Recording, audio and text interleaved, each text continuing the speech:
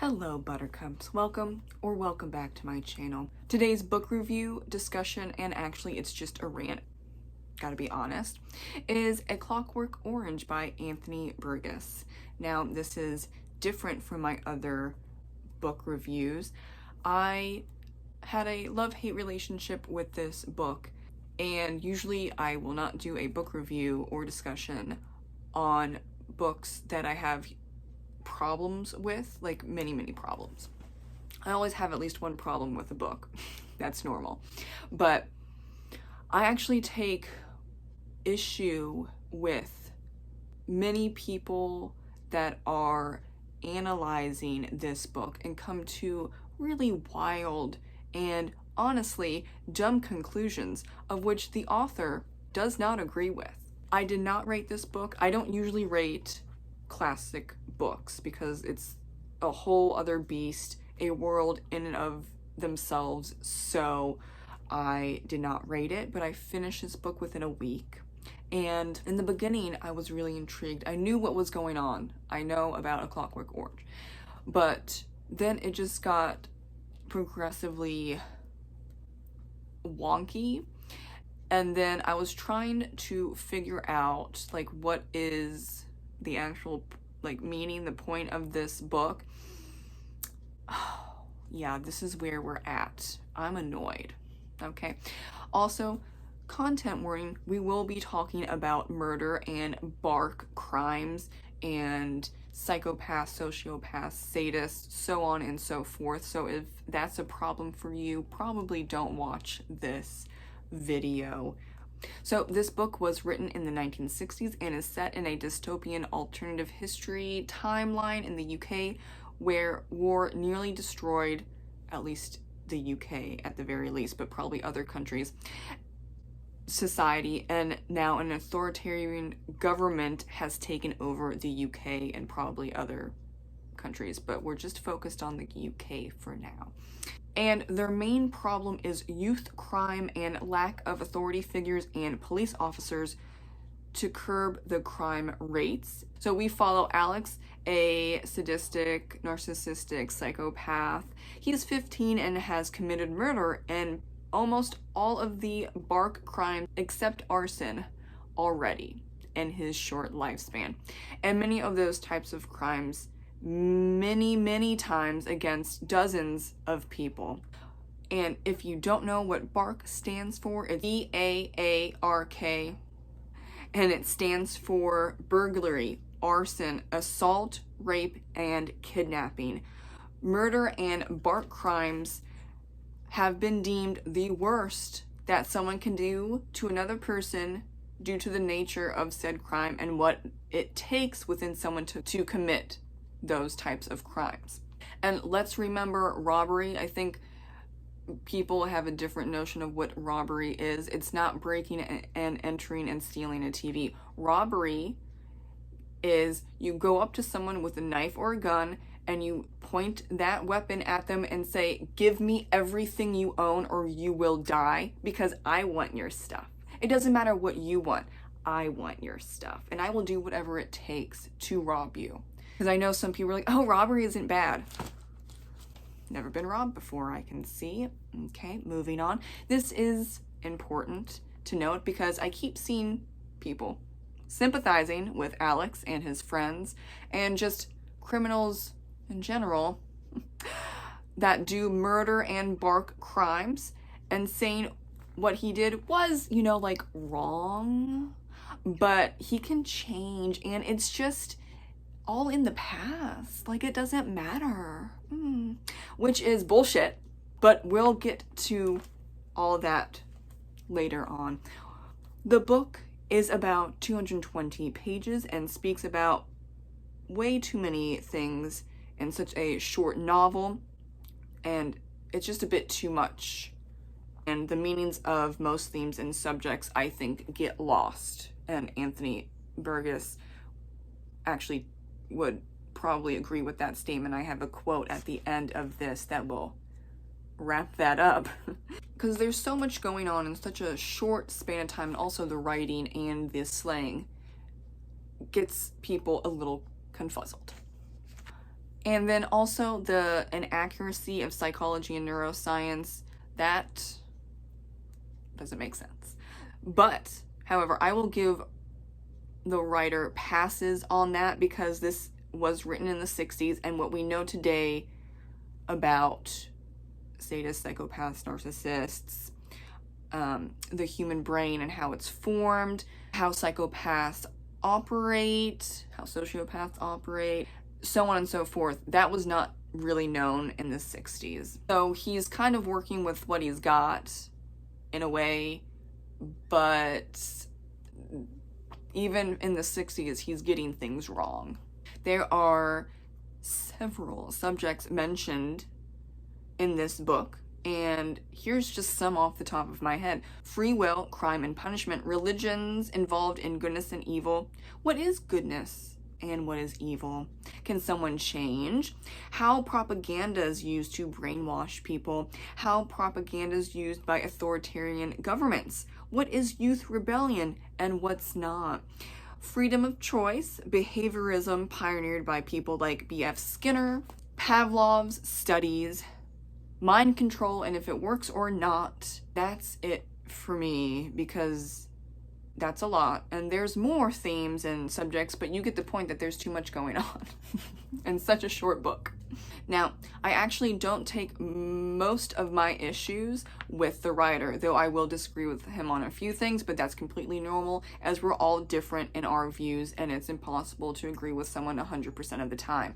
I take major issue with people interpreting the book and sympathizing with Alex and his droogs and the other criminals in this book and in general, and thinking that the rehabilitation is possible for everyone in real life, and that is not the case. You can't rehabilitate certain people.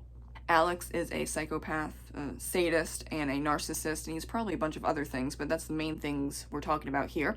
And he enjoys what he does to other people. He has low impulse control. He has little to no sympathy or empathy. I would probably say none whatsoever. And he has anger issues, and he also does not care to follow any of the rules of society. He does what he wants. He takes what he wants whenever he chooses to, with no regard for anyone whatsoever. Not even his friends, not even his family. The language is a mix of derived Russian, Slavic words, and Cockney rhyming slang. At first, I had no idea what was going on, but you get used to it after a while. I actually enjoyed the slang and how you can tell who's using it and then deduce if they're a criminal or not. And that was done on purpose. While we're being told of Alex's life from about age 14 to 18, in his narrator's voice, basically, like, he's either writing it down or he's just talking about his life through this book. We are seeing him committing horrible crimes, then being tried and found guilty and put in prison for murder, finally, and then being tested on to cure his violent criminal behavior, which isn't how that works at all.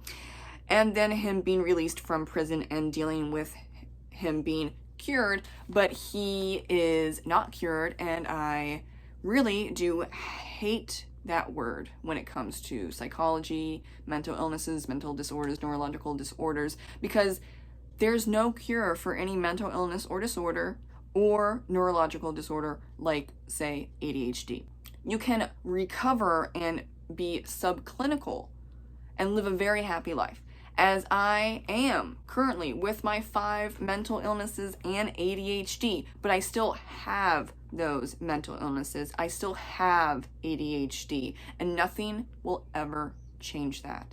This is not a sci-fi dystopian where we are like 1,000 years in the future and they can actually change the makeup of the brain and your genetics and your memories. That's not this book. If it was, then I wouldn't be having too much of a problem with the inaccuracies, because then at that point it's sci-fi, technology, medical. Okay, yes, we've overcome and discovered and just, figured out how to actually cure someone.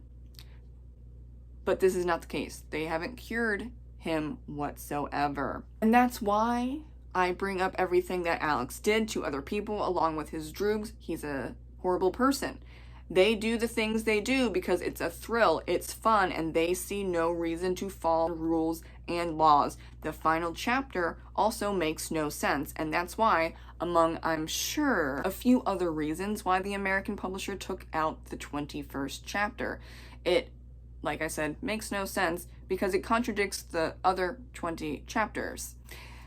And it's not realistic. Someone like Alex would not do what he did at the end of that chapter. He was involved in most of the bark crimes and murder by 15 years old. You've crossed a line you cannot come back from. You're a menace and a danger to yourself and, more importantly, to society.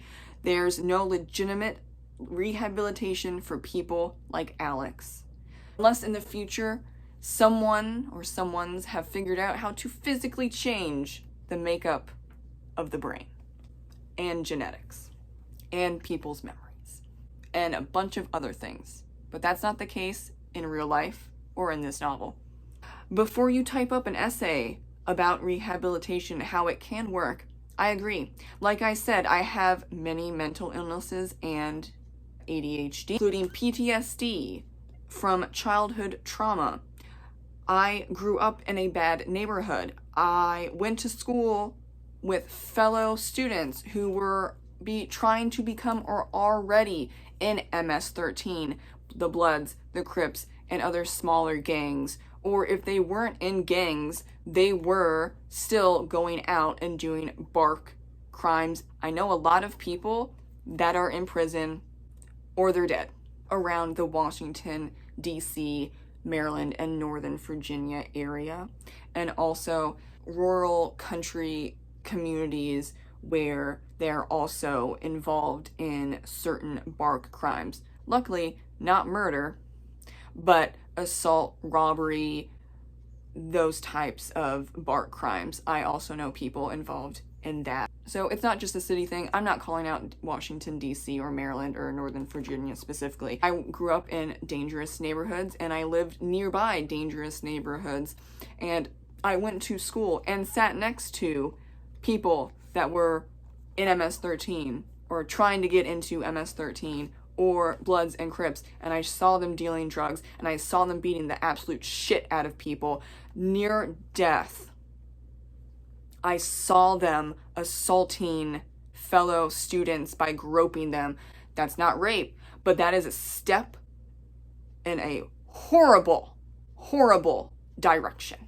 And I do know a few people, like I said, that were either murdered or they were in prison for attempted murder or manslaughter. This is not a pretty picture. This is why it's very upsetting to me to see people sympathize with Alex and criminals in this book and in general. Do you understand that no crime is victimless? Even the lower level crimes like shoplifting, you're still impacting people, and not to the extent of bark crimes and murder. Absolutely not. And I'm not saying that, so don't take that out and snip it in a wrong way. I'm saying that there is no victimless crime. For example, I used to work retail. We were shoplifted every month, sometimes multiple times a week. And it is traumatizing in a way when the shoplifter is laughing at your face because you can't do shit. And if you do, they have a gun, they have a knife, they haven't pulled it out yet, but we don't want to get to that point. Obviously, I'm not going to step up and try and not let them steal a bunch of shampoo and whatever.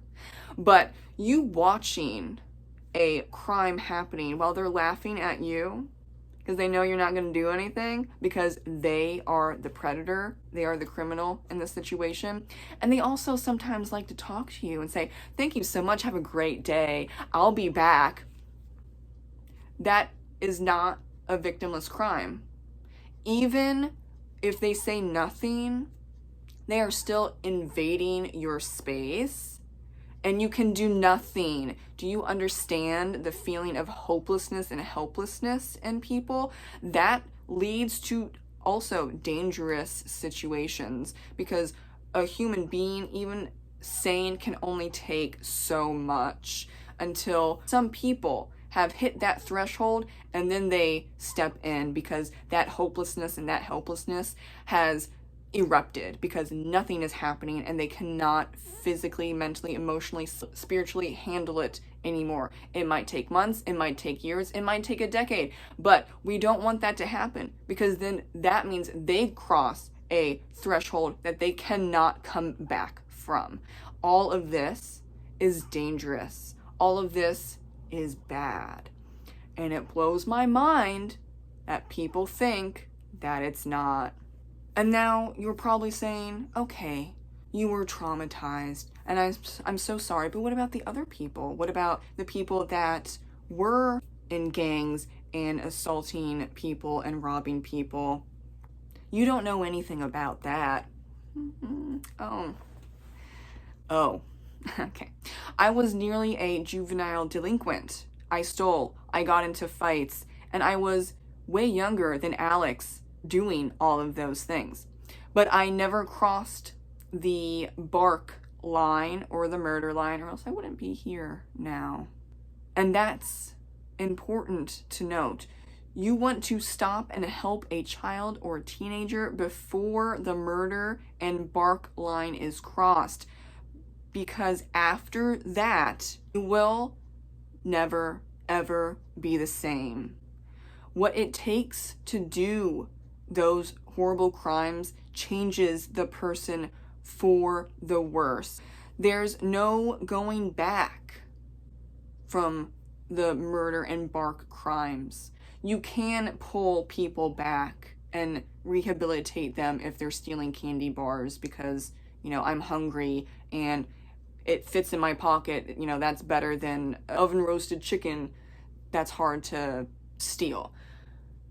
I'm gonna go, especially as a kid, ooh, candy, I'm gonna steal that. Or graffiti, you can bring them back from graffiti. You can bring them back into getting into fights. Those are different than bark and murder crimes.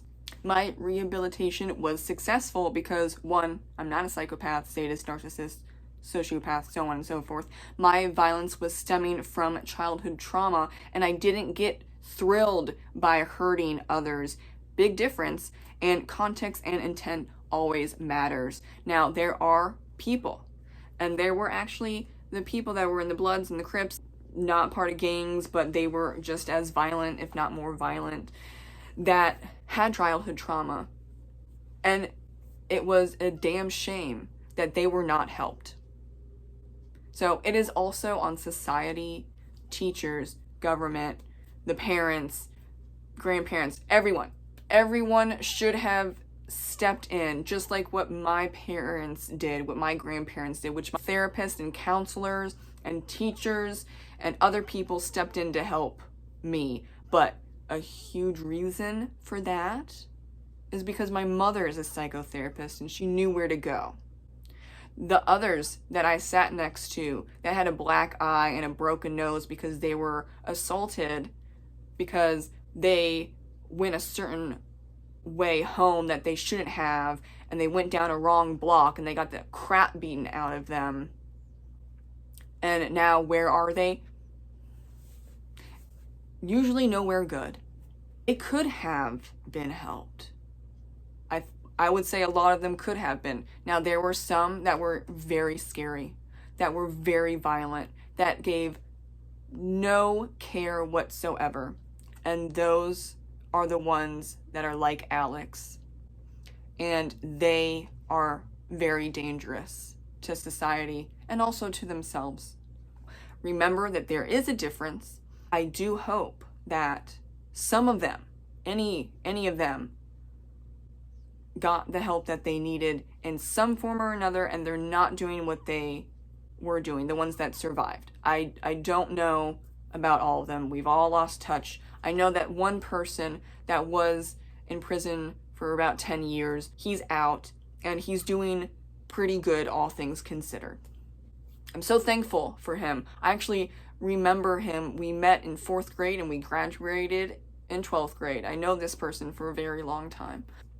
You can come back in certain ways, but for people like Alex, no, you cannot be rehabilitated if you're like an Alex, or if you're like an Edmund Kemper, or if you're like Ted Bundy, or any of the well-known serial killers or serial rapists.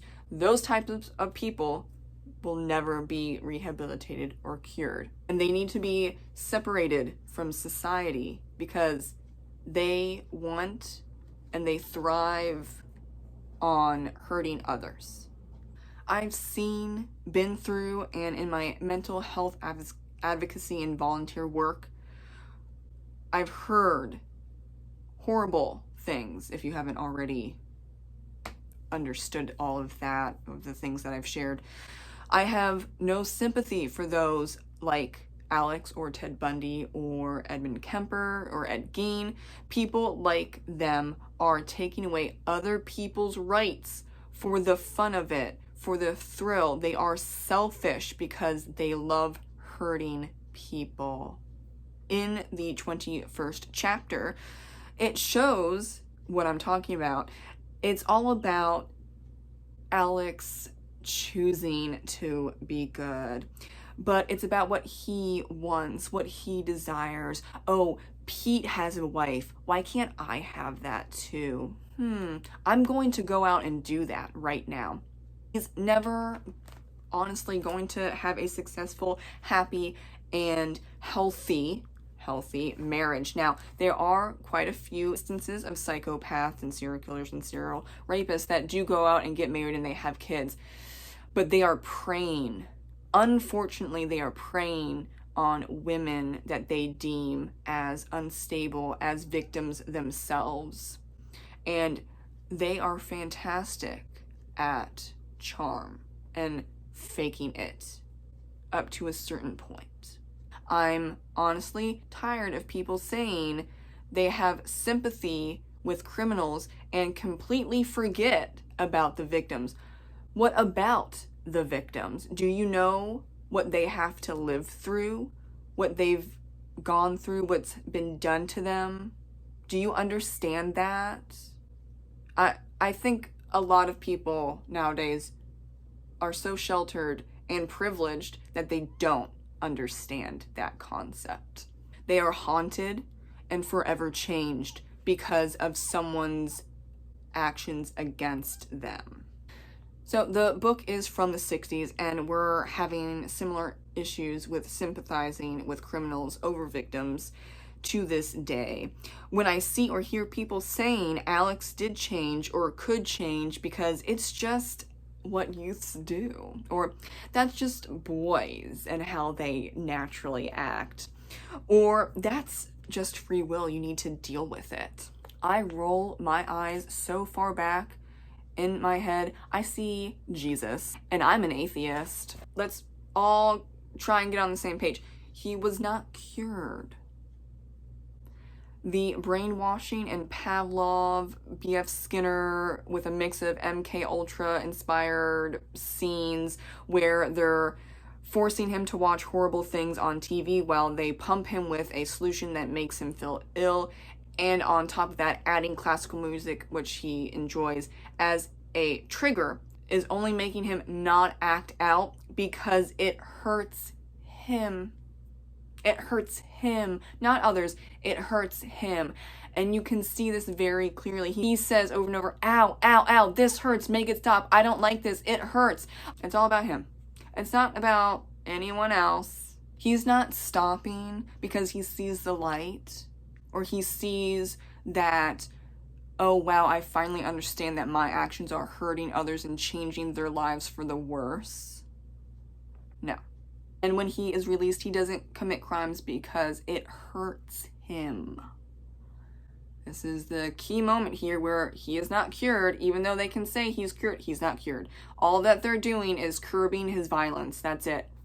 Honestly, the privilege, as I mentioned before, the privilege reeks whenever I see someone sympathizing with Alex or saying what he did was wrong, but you know, he was a teenager and it's in the past, and just get over it, okay?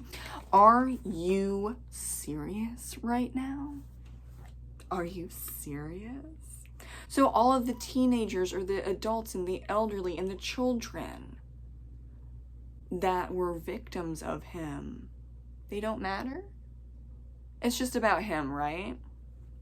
You don't want to be near a criminal like Alex or Ted Bundy or any of those famous serial killers. All that I've seen, been through, and heard from fellow trauma survivors over the years, all I can think of is, nope, you're not in touch with reality. Due to your privilege regarding your safety and your ignorance about psychology, neuroscience, and how some people are just horrible people. Have you ever feared for your life? Have you ever fought for your life? Even for a moment? Have you?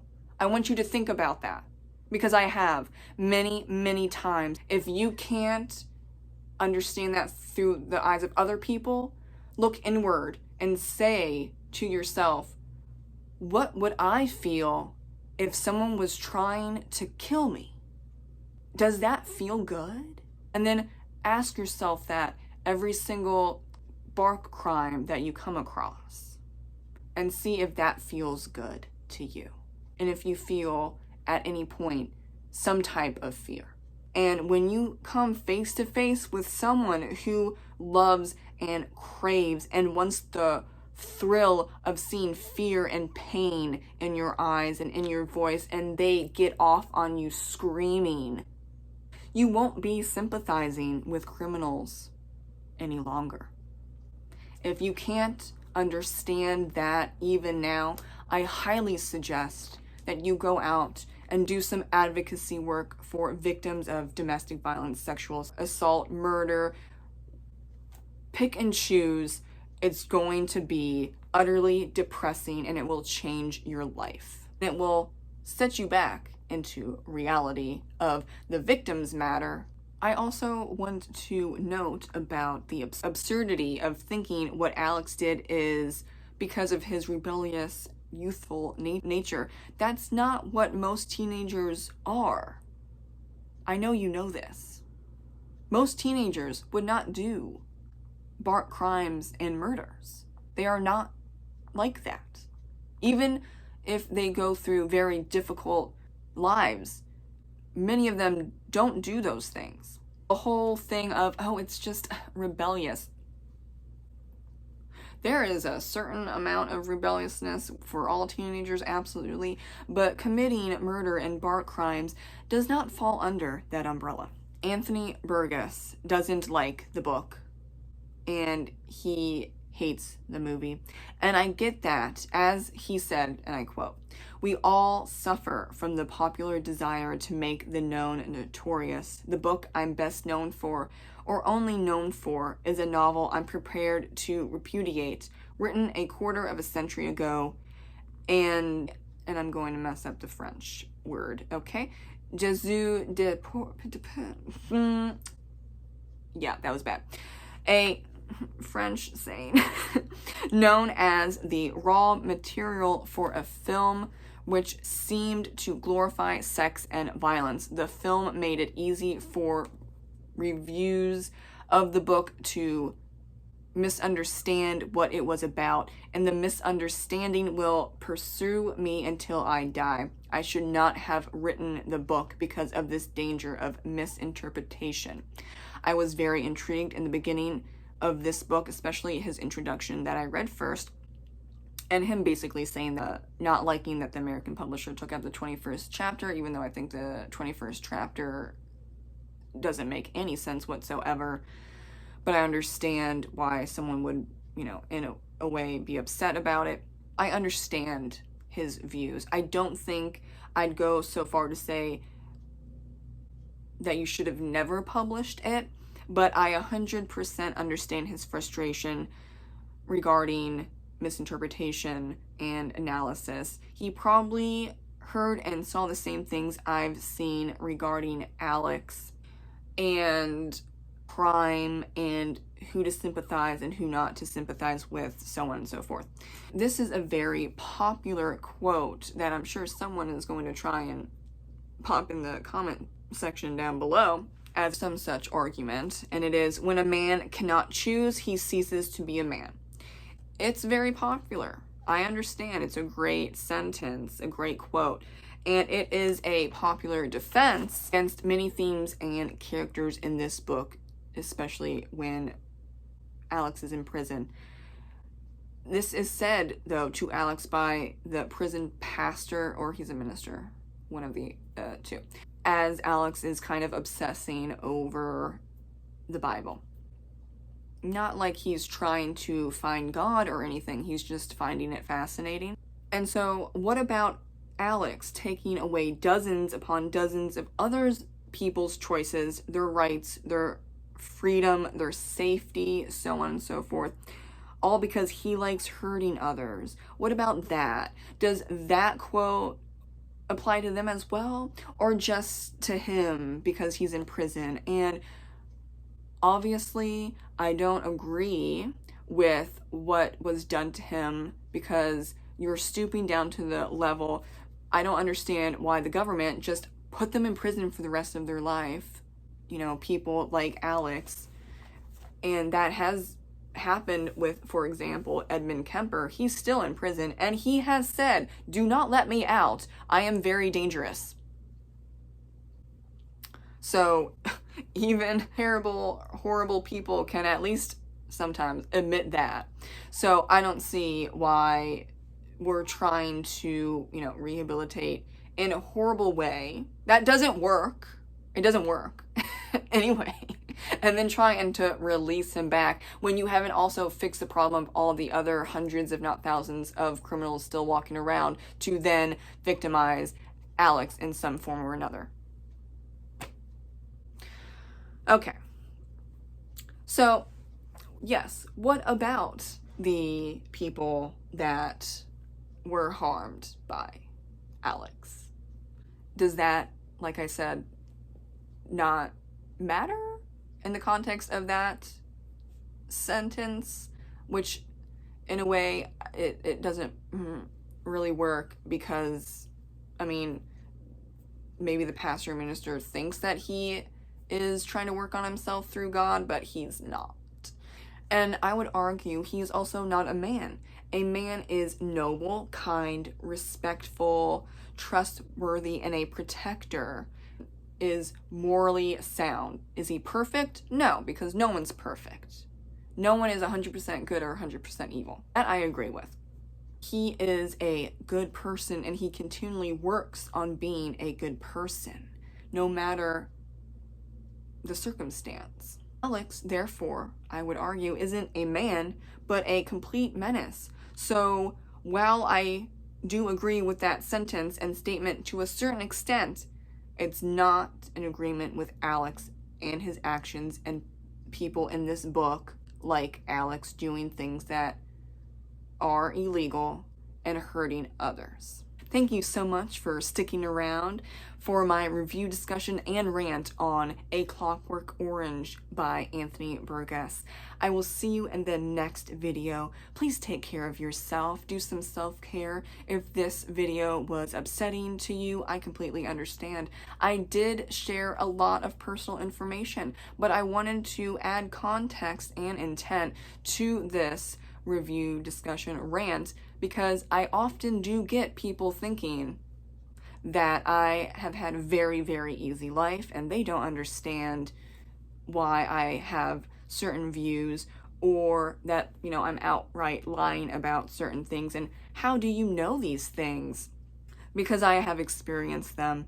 I have seen it happen, and I have been working with many, many, many trauma victims and survivors of horrible crimes, and also just overall people with mental illnesses that have gone through very rough patches or a very, very difficult life. But many of them have overcome their past, and many of them have been rehabilitated, just like myself. I was a menace, but as I said, context and intent and all that really matters. So never am I going to say that rehabilitation doesn't work. It obviously does. Hello, hi, I'm here. There are people that will never be able to go through a rehabilitation process and come out a good person. And that is why I made this video, namely because, as Anthony said, there's a lot of misinterpretations, there's a lot of misreadings, and the people that I'm seeing constantly, Goodreads, Amazon, on the essays, on the movie and the book, and even talking to people in real life, they are sympathizing with Alex, and we're totally forgetting about all of his victims. Why? Why? I would love to know. You can still sympathize with victims that are not on the page, and it's perfectly acceptable if you don't like the main character. You see his charm and how fast Alex can switch to being nice, and then switch right back to being his true self. That is indicative of a narcissist, a sadist, a psychopath. That doesn't mean he's a good person. He's acting like a good person. There is a difference. And I just want you to mull over this, think things through. If you have any questions, comments, or concerns, please do comment down below, and I will see you in the next video. Bye.